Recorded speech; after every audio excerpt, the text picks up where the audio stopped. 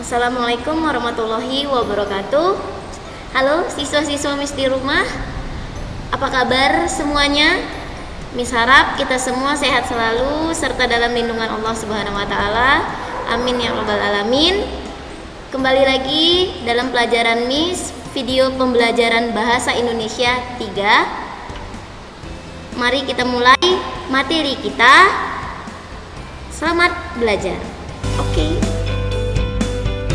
Masuk materi kita yang ketiga, yaitu mendalami puisi, materi untuk kelas 10. Referensi buku yang kita pakai yaitu buku Brilian halaman 115 sampai 116, buku Bos halaman 241 sampai 255. Indikator pencapaian. Pertama, menentukan suasana dalam puisi yang terdapat dalam sebuah antologi puisi. Kedua, menemukan tema dalam puisi yang terdapat dalam sebuah antologi puisi. Ketiga, menentukan makna dalam puisi yang terdapat dalam sebuah antologi puisi. Keempat, membacakan puisi dengan memerhatikan vokal, ekspresi, dan intonasi. Komponen penting dalam puisi itu ada, pertama kita ketahui dulu definisi puisi. Puisi merupakan karya sastra yang menyajikan ekspresi pengalaman batin atau jiwa atau perasaan penyair melalui media bahasa yang indah dan memiliki kepadatan makna. Puisi adalah salah satu karya sastra Indonesia yang terikat dengan berbagai unsur pembangunnya, mulai dari rima, majas, diksi, citraan, larik, bait, dan lain sebagainya.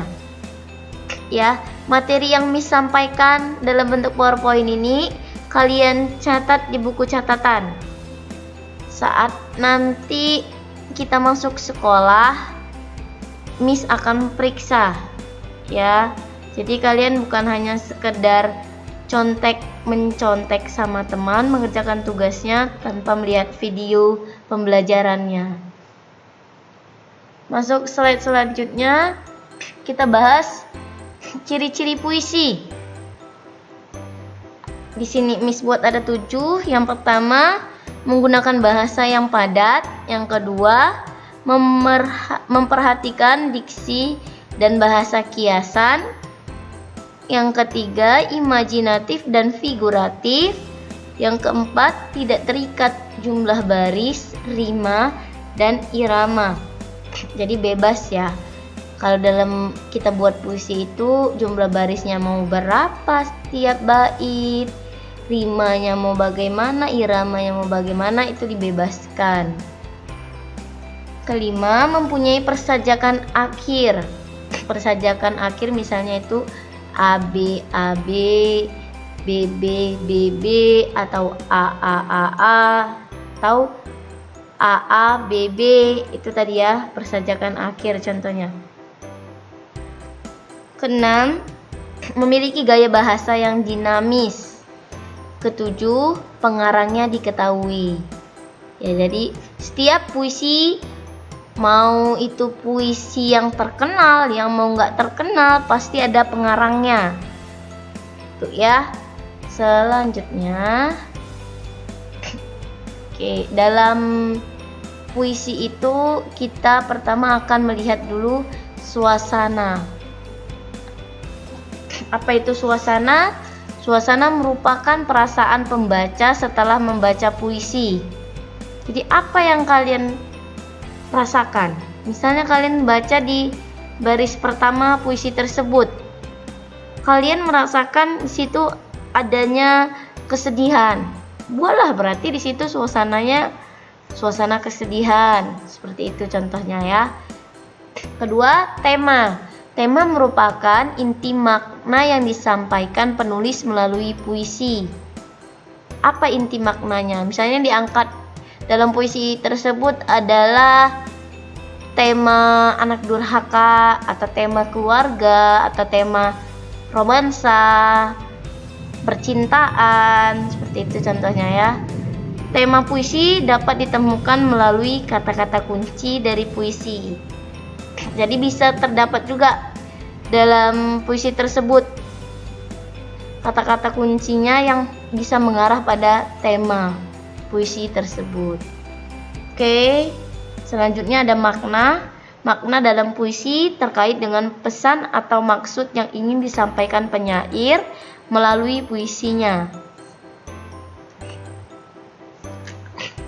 Hal yang diperhatikan dalam menafsirkan makna sebuah puisi itu ada penafsiran makna tidak dapat dilakukan satu persatu kata atau satu persatu kalimat, ya, tetapi dilakukan setiap baris-baris atau bait dalam puisi. Mengapa seperti itu? Karena setiap kalimat atau kata per kata dalam puisi itu saling berhubungan, apalagi dalam setiap baitnya.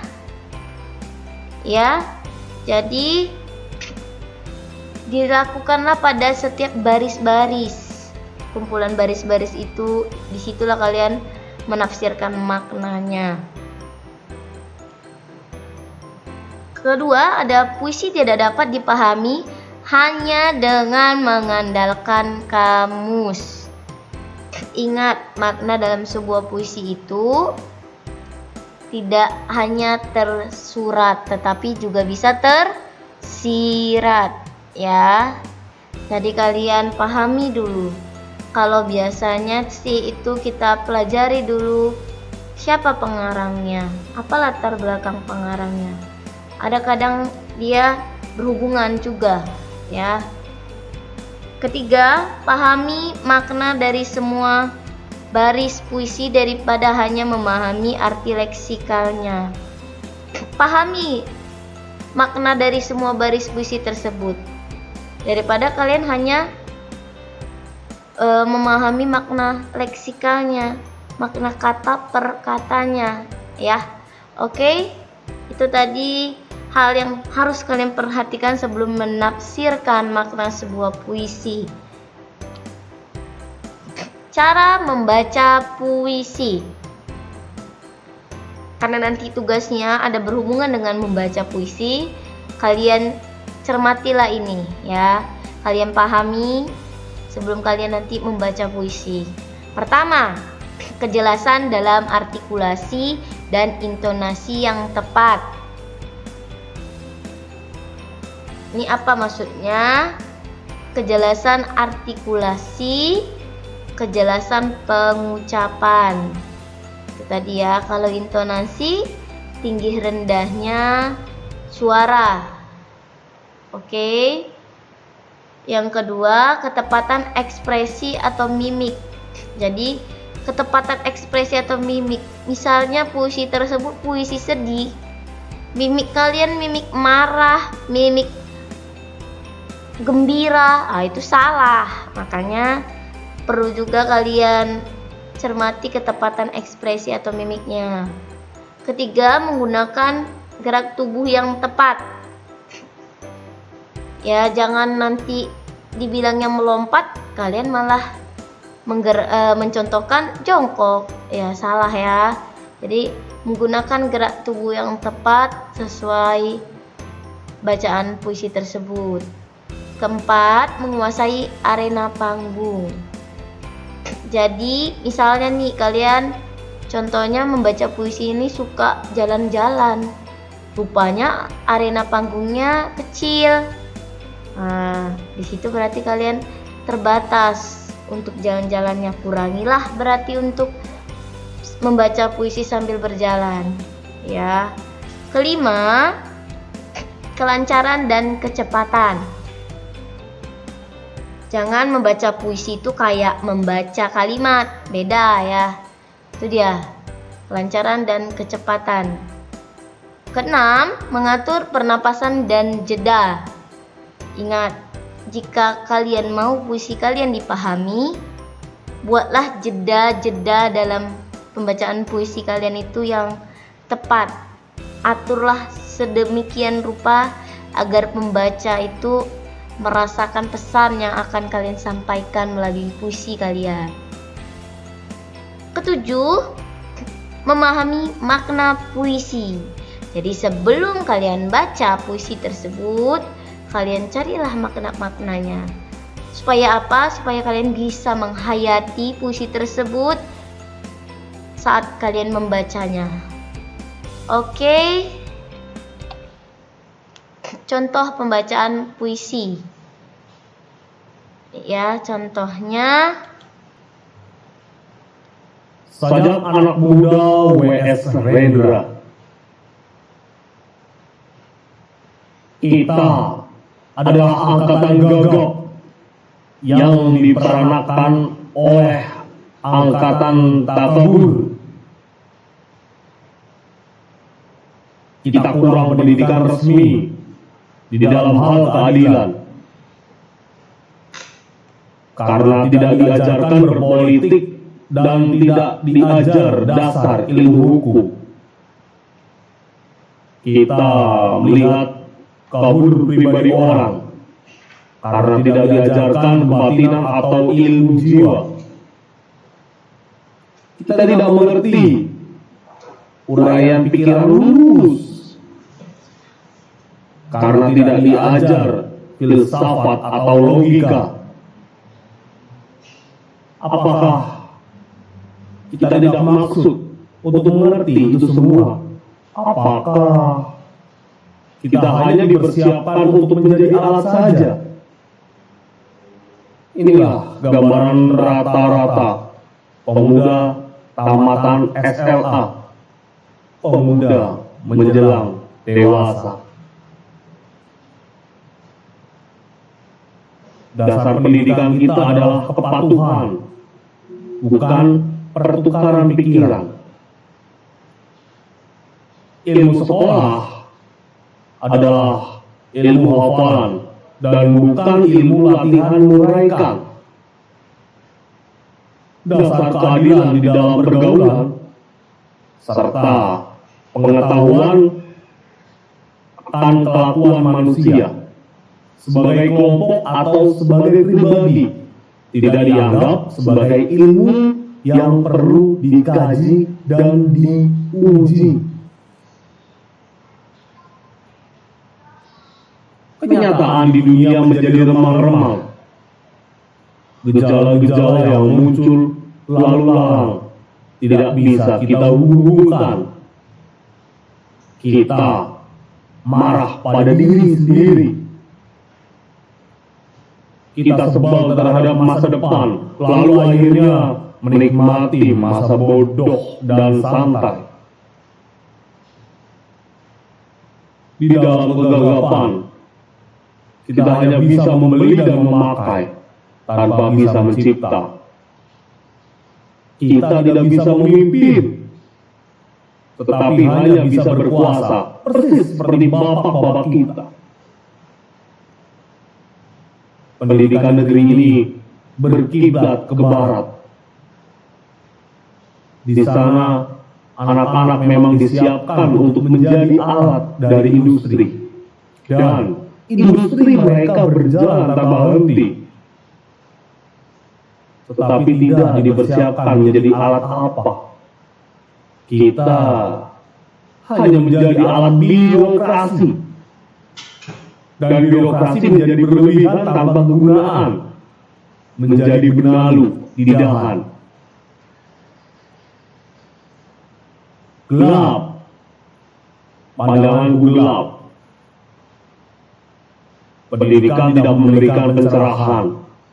Latihan-latihan tidak memberi pekerjaan. Gelap. Kalau kesahku gelap. Orang yang hidup di dalam pengangguran.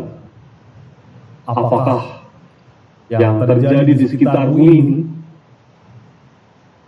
Karena tidak bisa kita tafsirkan Lebih enak kita lari ke dalam musik ganja.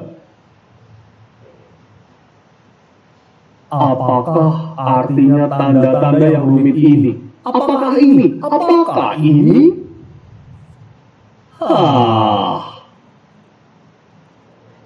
Di dalam kemabukan, wajah berdarah akan terlihat sebagai bulan. Mengapa harus kita terima hidup begini? Seseorang berhak diberi jasa dokter, dianggap sebagai orang terpelajar, tanpa diuji pengetahuannya akan keadilan.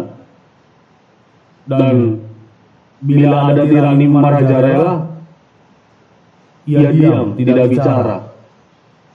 Kerjanya cuma menyuntik saja. Bagaimana? Apakah kita akan terus diam saja? Mahasiswa-mahasiswa ilmu hukum dianggap sebagai bendera-bendera upacara, sementara hukum dikhianati berulang kali. Mahasiswa-mahasiswa ekonomi dianggap bunga plastik, sementara ada kebangkrutan dan banyak korupsi. Kita berada di dalam pusaran tata warna yang ajaib dan yang tak terbaca. Kita berada di dalam penjara kabut yang memabukkan. Tangan kita menggapai untuk mencari pegangan, dan bila luput, kita memukul dan mencakar ke arah udara. Kita adalah angkatan gagap yang diperankan oleh angkatan kurang ajar. Daya hidup telah diganti oleh nafsu. Pencerahan telah diganti oleh pembatasan. Kita adalah angkatan yang berbahaya.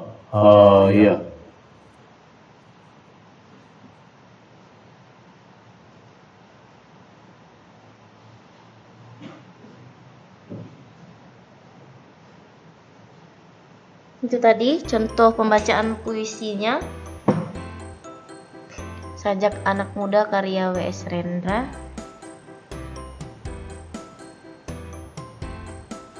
Tugasnya bukan itu ya, bukan tentang Sajak Anak Muda tadi, tapi pertama tuliskan sebuah puisi. Aku pasti tahulah ya, puisi Aku karya Chairil Anwar. Carilah larik-larik yang membuatmu tersentuh dan tuliskan suasana apa yang terkandung dalam larik puisi tersebut. Oke. Kedua, tentukan tema puisi dan makna yang terkandung dalam puisi Aku karya Chairil Anwar tersebut. Ketiga, buatlah sebuah video pembacaan puisi Aku tersebut yang dilakukan oleh kamu sendiri. Ya, boleh nampak wajahmu atau juga boleh hanya suara saja. Tetapi itu suara kamu ya. Saya tahu yang mana suara kalian, yang mana suara kamu atau bukan suara kamu. Oke. Hanya 3 soal. Jangan lupa yang poin soal pertama, kalian tulis dulu puisi Akunya itu dalam buku tugas kalian. Selanjutnya barulah jawab pertanyaan-pertanyaannya. Ya. Pertama, poin batas waktu pengumpulan tugas poin 1 dan 2 adalah Selasa 7 April 2020 pukul 24 WIB atau jam 12 malam ke email Miss. Ya, buat di buku tugas kamu fotokan, kirim ke email Miss. Tidak boleh lewat dari waktu yang ditetapkan. Batas waktu pengumpulan tugas poin 3 yaitu video pembacaan puisinya itu dikumpul hari Kamis tanggal 9 April 2020 pukul 10 WIB atau jam 10 pagi ke WA Miss. Ya, tolong kerjakan tugasnya dengan baik. Selamat mengerjakan, selamat belajar. Ingat tetap jaga kesehatan. Stay at home. Bantu orang tua kalian di rumah. Terima kasih. Wassalamualaikum warahmatullahi wabarakatuh. Bye bye.